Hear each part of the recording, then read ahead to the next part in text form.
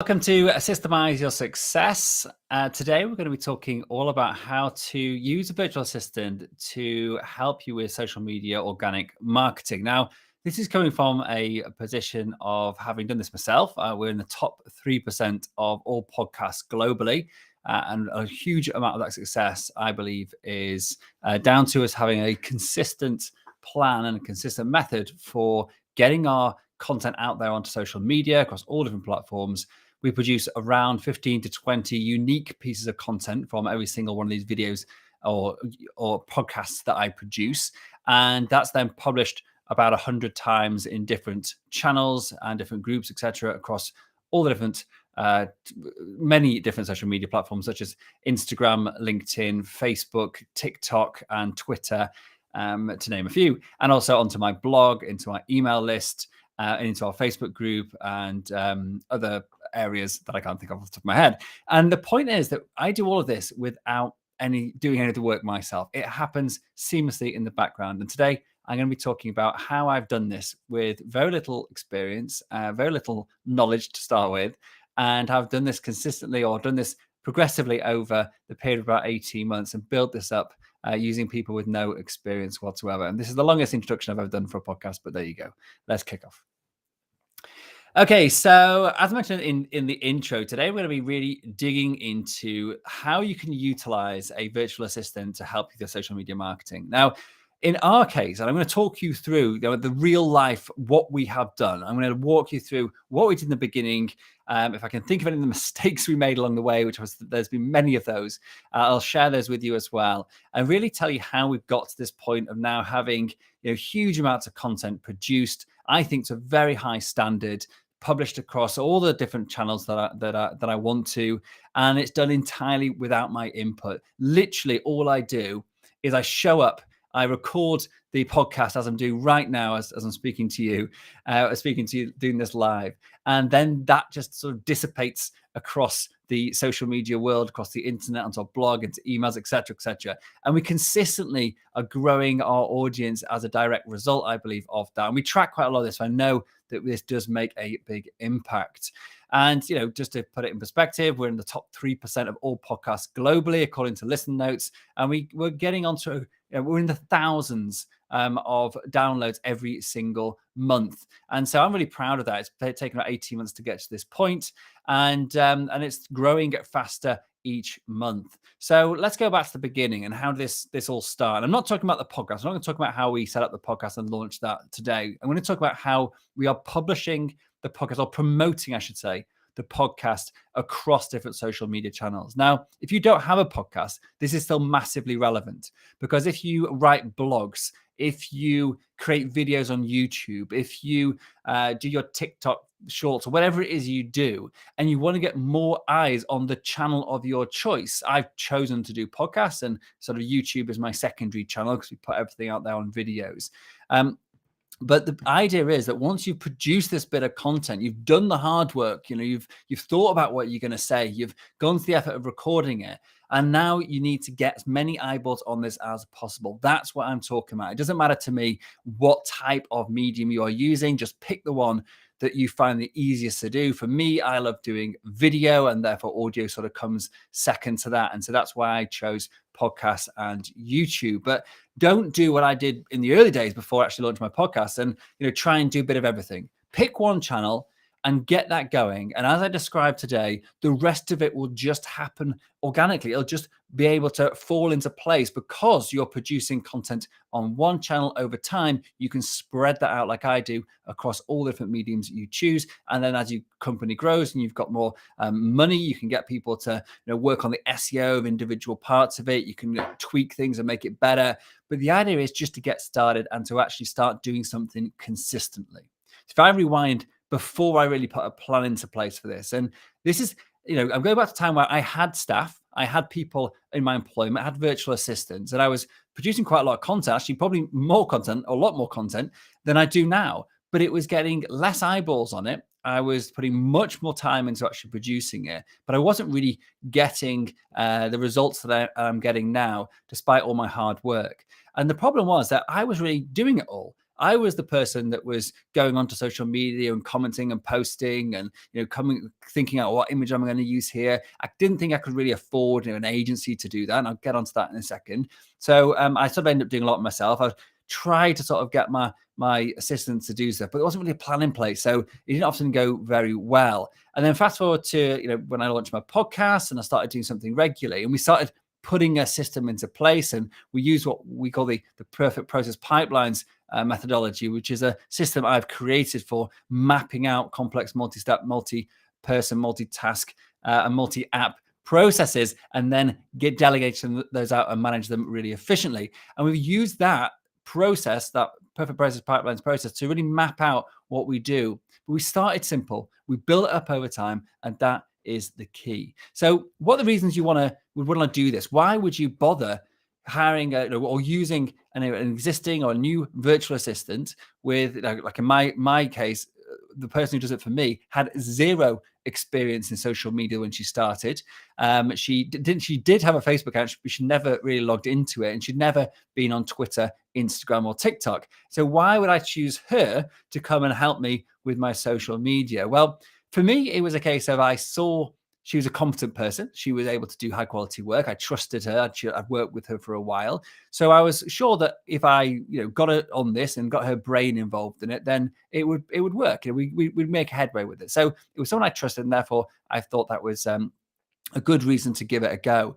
I couldn't at the time. I didn't think I could afford an agency. I'd also worked with agencies in the past, and I found that I spent a lot of time providing them with all the content and giving them feedback and stuff. And I didn't really feel that actually doing it in-house, it was going to cost me anything more in terms of time, but it would definitely save me money. I also wanted to build this up in my business. I wanted this skill set in my business. Like, it's a crucial piece. Marketing is something that in the early days I did really sporadically and badly. And I wanted to change that and not be reliant on third parties and consultants and agencies. I wanted to start building up some organic marketing within my own company so I can be more self-sufficient. And I wanted ultimately more control over it. I wanted to be able to really direct which angle we would go, which things we would do or not, and do so without getting hugely influenced by somebody else. I'm not to say I don't take advice, though, and I'll come to this in a minute about how we get the expertise in. If I don't know what I'm doing and my staff doesn't know what I'm doing, and how do we work out what to do? Of course, I get advice. I pay for coaching and courses and trainings and consultancy and mentorship, all that, and I'll come to that in a second. But it's not about me trying just to wing it. It's just that I wanted to do it our way, and I wanted to keep that in house, and I wanted to build that skill set up. So I was also be able to control costs. I could actually utilize my team's additional hours. So when I didn't have work for them, with regular work, it wasn't filling up their diaries on that particular day. And I was able to then use some of the extra hours that people had, both Ron, who actually did all of the setup and the creation of the systems for me, but also we could then delegate the repetitive stuff down to other people. So we could just basically fill up people's diaries. So it was almost using up the time that was spare within my existing team. So it was really cost effective for me. The reason you might not want to do this is, you have no interest in social media and no interest in actually bringing this in-house, and you're quite happy to pay an agency to actually do all this setup for you and just take over the control of it and have their big take on it and really do it their way. And if you're happy with that, then arguably it would be quicker. You probably get faster results, but you're going to pay for it, and you're going to keep on paying for it forever until you eventually decide to take it in-house, if you do. The other thing that I found really enjoyed this process is of making mistakes, of figuring out what works. I've learned so much about marketing and social media and all the things I'm going to talk about in a second, with how we actually tweak our content and constantly improve it each week and each month. We constantly improve the reach we get by doing lots of really simple things. And in the process, we're learning along the way and then bringing that skill set or bring that knowledge into a company, locking it in our systems. And then we've got that forever going forward. No matter, if my staff member who now runs this leaves, it's fine. I've documented everything. Someone else can literally just take that up and continue it in their absence. Or if that person goes on holiday, whatever, I've got that covered. So because I've built this up over time, because I've documented everything I do in our process pipelines methodology, then I feel confident that we've now created something that will just continue to grow, continue to be improved without my involvement at all. And it will continue to add value to my business as we grow into the future. And of course, we might get agencies to help us out with bits and bobs going forward. And I'm just working with someone on LinkedIn actually, and they're going to actually help us with running some LinkedIn stuff. So I'm not against the idea of using coaches and agencies for certain parts, not at all. But I'm just saying you don't need them. And I've proven that by what I'm going to talk about now. So that's all the reasons why. That's the reasons why I think it's a good idea to keep it in-house. You can definitely utilize low-cost virtual assistants for this. You don't need anybody with any previous experience. You need somebody who is competent. And this is actually the key thing here. One of the big takeaways from this is don't just assume that somebody in your team is going to want to do this and therefore they're going to be good at it. You don't need somebody, as I say, with experience.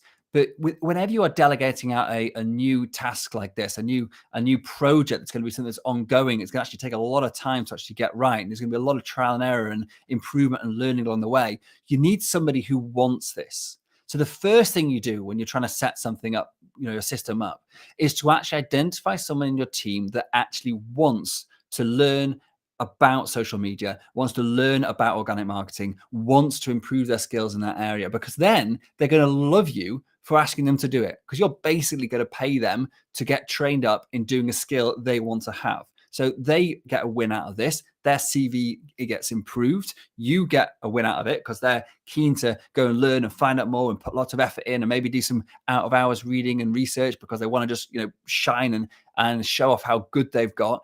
And so if you find that person, or not if, you got to find that person. If you don't have anyone in your existing team that actually puts their hand up and says, yeah, I'm really keen on doing this, then go out and find somebody that is, and put a job posting out there looking for someone who's interested in improving their skills in social media. And great, if they've got a bit of skill set they can bring along to the table and they can add some ideas and stuff, then that's cool, but it's not necessary.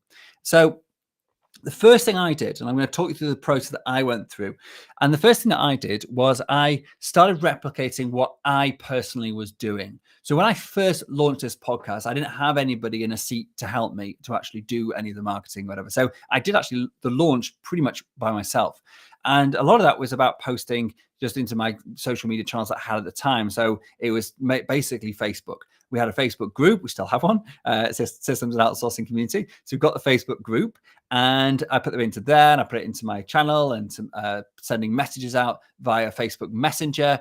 And so all I did to begin with was that whenever I produced an episode, I then got my assistant to start doing what I was doing. And this is one of the fundamental things we teach in our coaching programs, in our mentorship programs, is about you need to free yourself up, free your time up first before you have the time and headspace to start thinking about sort of the higher value stuff in your business. And so by just simply recording what I was actually doing and taking the status quo as the baseline, so to speak, I didn't think about how could I make this into the best promotional system in the world. I never my dream when I started this out, or maybe my dream, but my ambition in the first month or the first 6 months was not to get to the top 3% of all podcasts, have thousands and thousands of people downloading my podcast every month. It was just to stop doing it myself. And that's a really good starting point, is to say, look, whatever I'm currently doing to promote the content that I'm producing, how can I not do that anymore, but still get it done?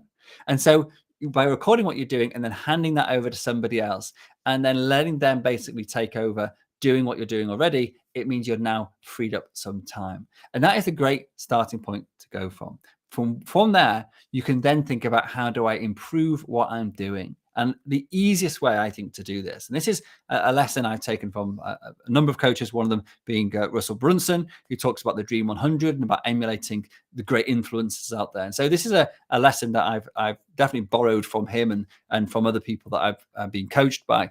And it's really simple. And the way that we do this, our take on this, is that I identify some key people who I want to emulate their style. They have a similar audience to me, so a similar target market. And I choose those people and I look at their Instagram feeds and their YouTube feeds, or whatever it is that the first channel you're going to go on. And we're going to start small. We're going to start with one channel, just to be clear here. You're going to pick the one channel that you're most familiar with, and you're going to find your influencer on that channel. Now, for me, I actually picked Neil Patel, if you want to know, as somebody that I wanted to emulate. I then asked my assistant to go and subscribe to Neil Patel's YouTube channel, to look on his Instagram, to look on his Facebook. At the time we started with Facebook, so I'm getting ahead of myself. We go onto Facebook and we go and find influencer on Facebook.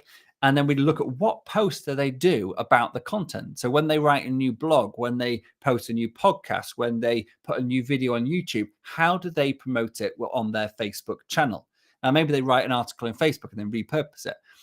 But whatever your medium is, whatever thing that you are doing, whether it's, whether it is a blog, a YouTube, a podcast, for example, it doesn't really matter what the thing is. It's how they promote it, how they talk about it in their posts, and then direct people back to the content. And I'll come to that, where that content should be, in a second. But all you're now going to do is say to your assistant, okay, follow that person, watch they do, go back through their feed, find out all the posts they've done, take some screenshots, and then go into Canva and start creating one or two templates looking similar in style and structure to that person. Apply your brand to it, so put your logo on it, put your brand colors onto it, whatever the fonts you use, for example, and then copy the structure of the content as well. How long are these posts? How short are they? Are they bullet points? Do they have smiley faces on them? What resonates with you, but also what are the influencers doing?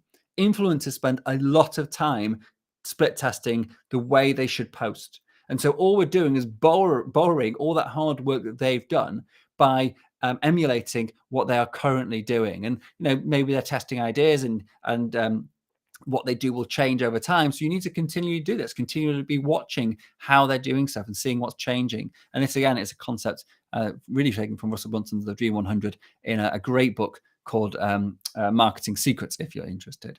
And Traffic Secrets is his book. And so we've now got a structure of our posts, and now we're going to look at the cadence of our posts. How frequently do these people do them? Again, it's not guesswork. We're literally just going to copy how frequently these people post onto that specific channel you're talking about. And so once you've got your channel, you've got the piece of content you're going to put out there, how often it's going to be posted about because you're copying somebody, the style because you're copying somebody. You basically can copy, if you're doing video, you can copy the video editing style, and hashtags, you can copy the hashtag style. I'm not saying use the same hashtags. I'm saying have a look at the hashtags they use, maybe borrow a few of the good ones, and then add in the ones that are relevant to you and your business. And by that way, you're basically allowing somebody to produce really high quality work, which you hope is going to get good reach because you're basically emulating someone you think is actually a really good influencer, but without having to do a lot of the learning yourself. And then we use Canva to create templates for our posts. And we emulate what the influencers are doing. And then once we've created, to begin with, literally created one template, we put that out there. I think at the beginning, if I remember, I said, go and create me half a dozen different templates. And then I picked the ones I liked. So we picked 2 or 3 that we liked. And then we just iterated it. And every week we'd create a couple more templates until we had a bank of, I think we've got about 20 or 30 templates now we use on different things. And we resize them now for the different mediums, whether it's Instagram or TikTok or whatever. We resize them using Canva. It's super easy to do.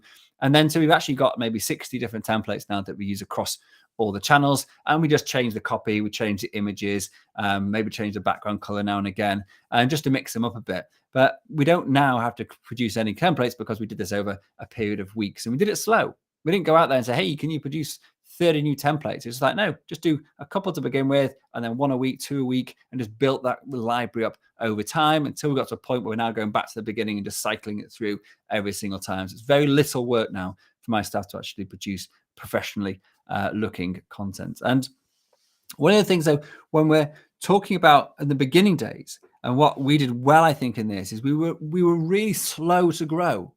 So we got out there and we started doing one type of post, like in Facebook, to promote our podcast, and we got that nailed.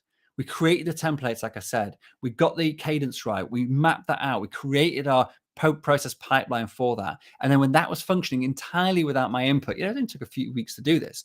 I then moved on to the next thing. We then looked at Instagram next, and then we looked at LinkedIn, then we looked at TikTok, and somewhere in the middle we started publishing to YouTube.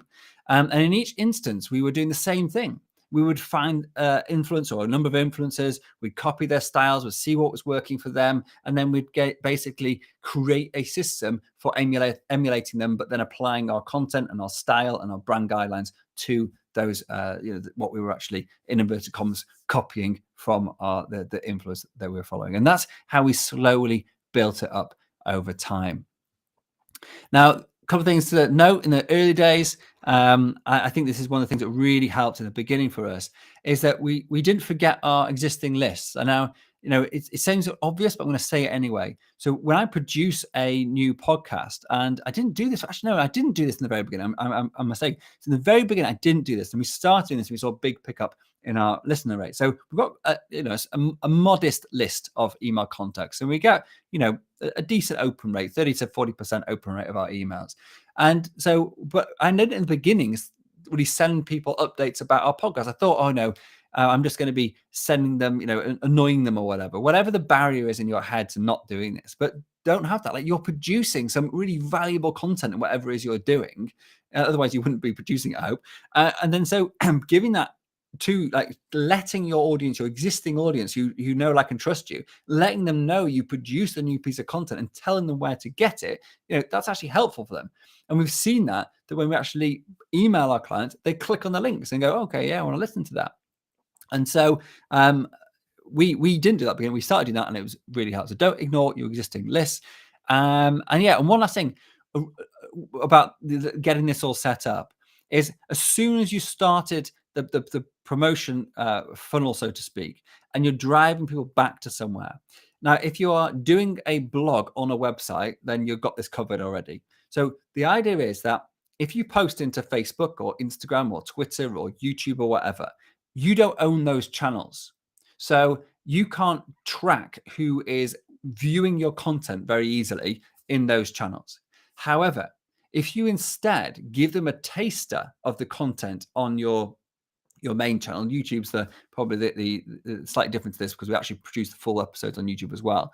But if we say in Facebook or in LinkedIn or in Twitter or Instagram, we put a taster out there, and with a link to then direct them back to a web page we set up for the piece of content. So if you're doing a blog, you'll have a blog, great.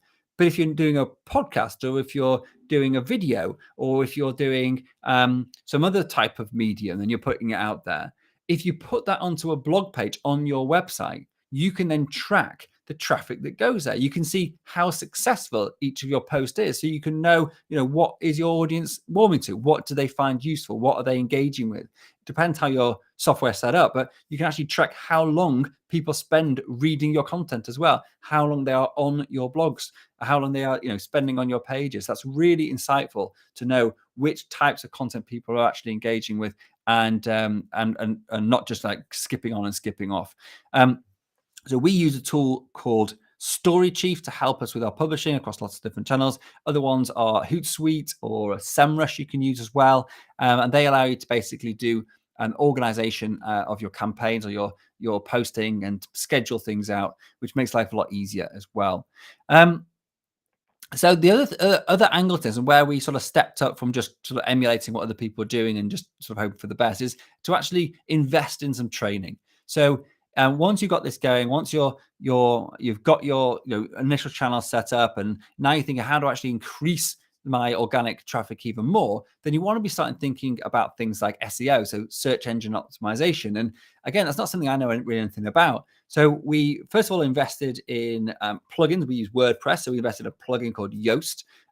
There's other tools like SEMrush you can use if you're not using WordPress, and actually your own website might have some SEO tools already built in, and you may be able to add them to them. And it'll basically read your site and tell you hints and tips on how you can improve the SEO and hopefully get your search rankings up. So those are good tools to invest in, or apps to invest in. But also you can invest in courses. So I've got courses by like Rob Moore, by Russell Bronson, by Peng Joon, by Rachel Miller. All those people produce brilliant content which we basically then get my virtual assistant to go through and then implement what they've learned to actually improve our own strategy. Or you could follow people like Neil Patel, who shares mountains of stuff for free on his YouTube channel about how you actually do this kind of thing. This is a critical step. I've mentioned this along the way, but just before I finish, everything you do, everything your virtual assistant is doing for you, you need to get them to document this. So map out, we are process pipelines system, as I mentioned before. But this is basically about creating a process map for what you do, mapping that into your task management software, and then delegating work out in that way so you can manage the work that's being done. And also, if somebody leaves, then you've got that ability to delegate that work to somebody else. Getting your staff to document everything they do, record videos of everything they do, and getting that all locked into your system means you've locked that knowledge in there. And so you're not left high and dry if that person leaves the company. And so therefore, you are building value into your company as you are going through this process. The big take homes really for this episode before I finish are, first of all, get started. Start slow, start on one channel and build that up before you move on to the next one. So you don't get overwhelmed and you actually get something finished, get it automated, so to speak, even if a virtual assistant is doing it for you, and then move on to the next thing or build the next thing out.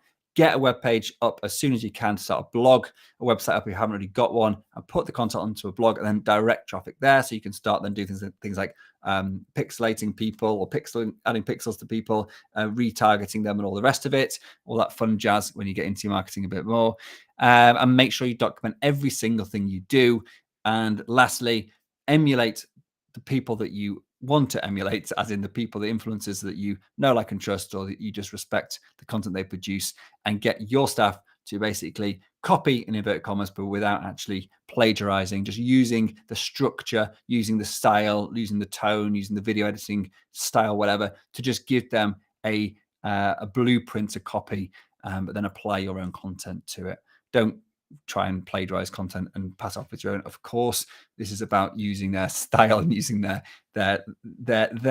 what the hard work they've done, the research they've done into building up your their knowledge and their channels, and then you're basically just borrowing that by then applying it to your own. And that's it.